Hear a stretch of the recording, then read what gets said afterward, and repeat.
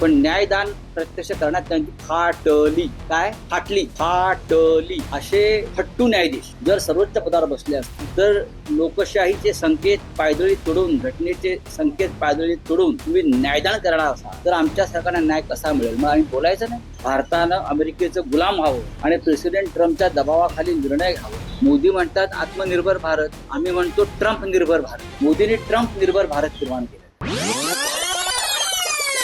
आहे की राज्य सरकार सकारात्मक प्रतिसाद देत आहे, कारण नरेंद्र मोदी भाजपचे पंतप्रधान आहेत. खरं म्हणजे त्यांनी ही सुरुवात स्वतःपासून करायला. काल मुख्यमंत्री पुण्यात होते, काल किंवा परवा, आणि पुण्यातले एक सामाजिक कार्यकर्त्यांनी त्यांच्या गाड्यांचा ताफा किती मोठा आहे याचा व्हिडिओ काल समाज माध्यमांवर टाकला आणि मला आश्चर्य वाटलं. प्रधानमंत्र्यांच्या आवाहनानंतर राज्याचे मुख्यमंत्री मोटरसायकलवर डबल सीट कुठेतरी मंत्रालयात गेले मला, आणि त्यासाठी पोलिसांनी अख्खा रस्त्याचा ताबा घेतला. भाजीवाले, फळवाले, फुलवाले, पेपरवाले सगळ्यांना उठवलं. फुटपाथवरून रस्त्यांना चालू देत नव्हते. मी हे माझ्या पद्धतीचं सांगत नाही, लोकांनी समोर आणलेल्या गोष्टी. भारतीय जनता पक्षानं या ढोंगी प्रवृत्तीतून बाहेर पडलं पाहिजे. राष्ट्र संकटात आहे, तुम्हाला निवडणूक संपल्यावर कळलं का? पश्चिम बंगालची राष्ट्रावर संकट आहे, महागाई वाढेल, गरिबी वाढेल, हे तुम्हाला निवडणुकांचे निकाल लागल्यावर किंवा निवडणुकांचा प्रचार संपल्यावर समज. राहुल गांधींनी भाकीत केलंच होतं, आम्ही सगळे भाकीत करतच होतो की निवडणूक संपल्यावर नरेंद्र मोदी हे आर्थिक संकटाचा बॉम्ब आपल्यावर टाकणार.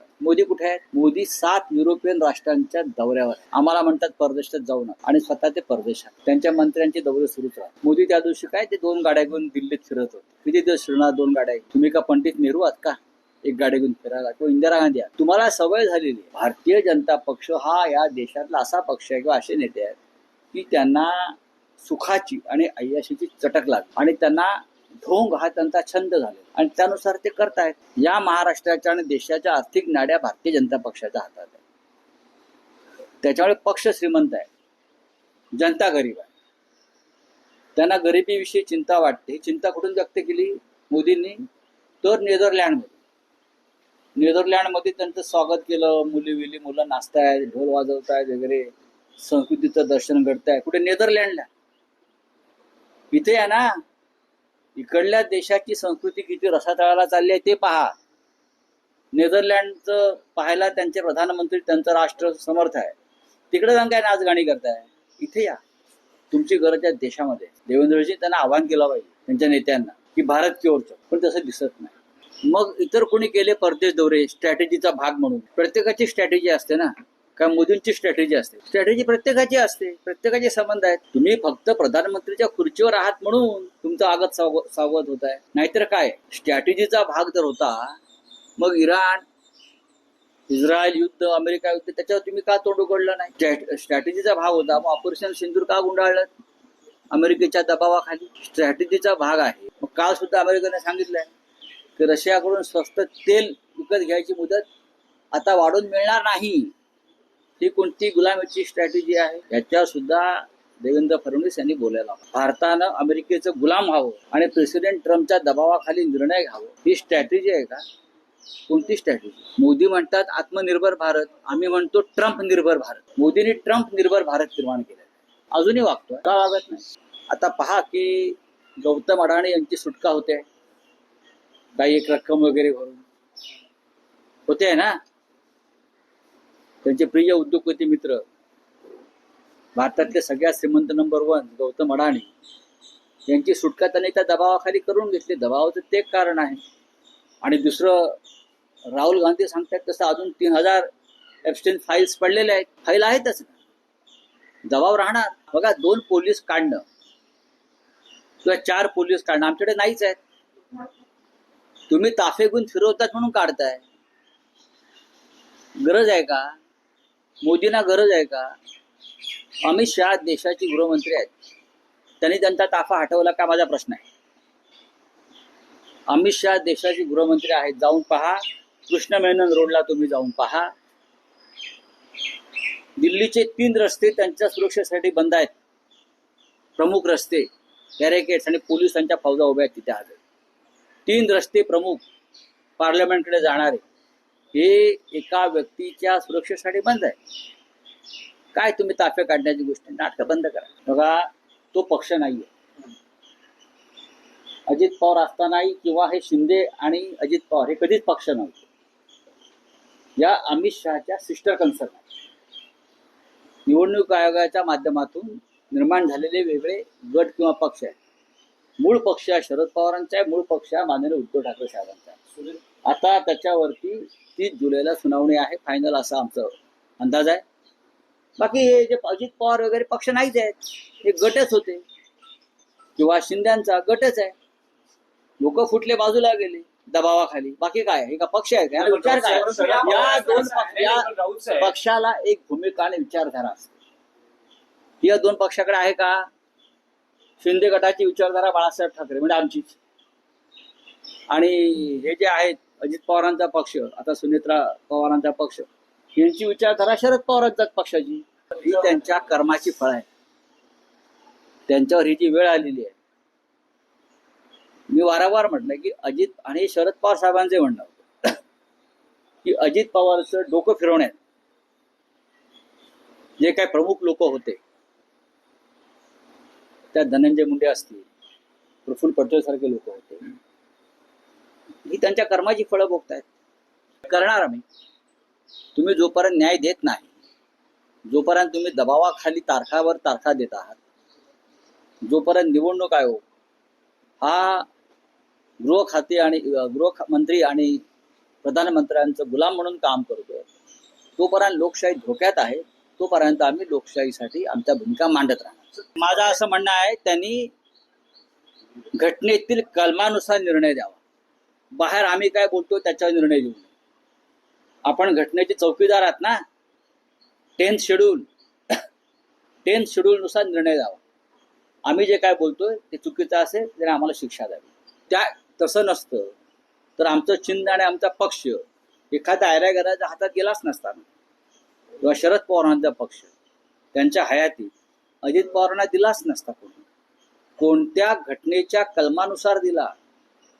चंद्रचूडाने सगळं सांगितलं हे कसं चुकीचं आहे, पण न्यायदान प्रत्यक्ष करण्यात त्यांची फाटली. काय फाटली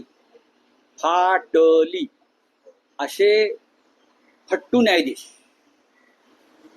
जर सर्वोच्च पदावर बसले असतील तर लोकशाहीचे संकेत पायदळी तोडून, घटनेचे संकेत पायदळी तोडून तुम्ही न्यायदान करणार असाल तर आमच्या सरकारला न्याय कसा मिळेल? मग आम्ही बोलायचं नाही.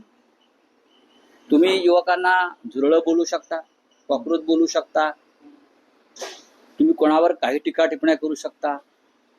मग या देशाचा नागरिक म्हणून आम्हालाही आमच्या भावना व्यक्त करण्याचा अधिकार. 3.5-4 वर्ष आम्ही निकालाची प्रतीक्षा करतो.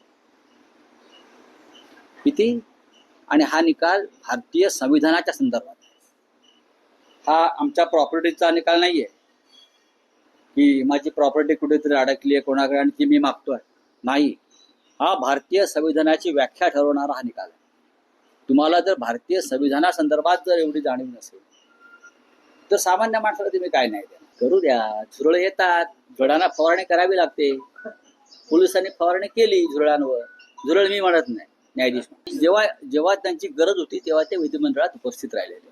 त्यातला बराचसा काळ ते मुख्यमंत्री म्हणून तिथे उपस्थित होतेच. 2.5 वर्ष, जवळजवळ 2.5 वर्ष ते मुख्यमंत्री होते. बराचसा काळ हा कोरोनामध्ये बैठका नीट पार पडल्या नाही. हे तुम्हाला माहितीसाठी सांग.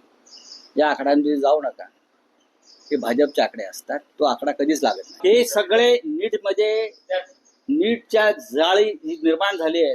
नेट आणि नीट हे सगळे भाजपचे लोक आहेत. ते उघड होईल.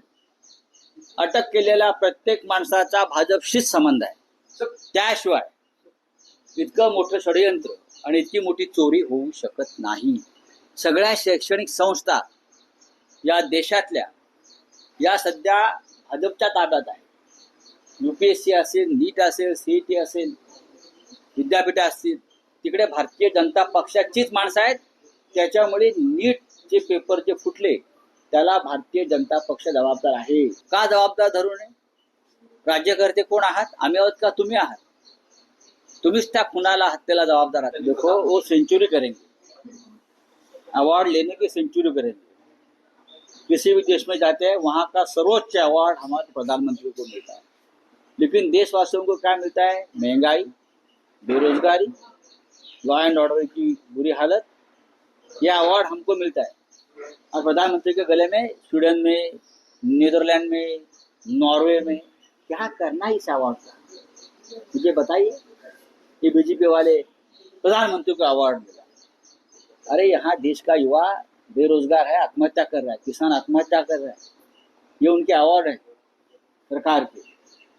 हमको बोलते हैं विदेश में मत घूमो, घर में बैठकर काम करो, और महाशय खुद घूम रहे और 7 कंट्री में जा रहे हैं यूरोप के। बस हो गया। जगह भ्रमण कितने बार करोगे आप? हाँ, 12 साल में। देखो आप, अमेरिका का दबाव है ना, कैसे ले सकते हैं?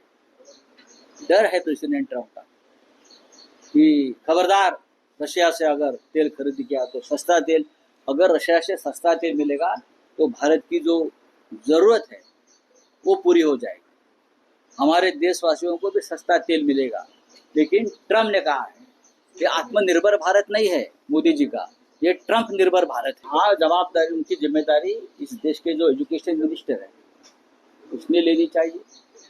अगर महाराष्ट्र में हुआ है तो महाराष्ट्र सरकार ने लेनी चाहिए।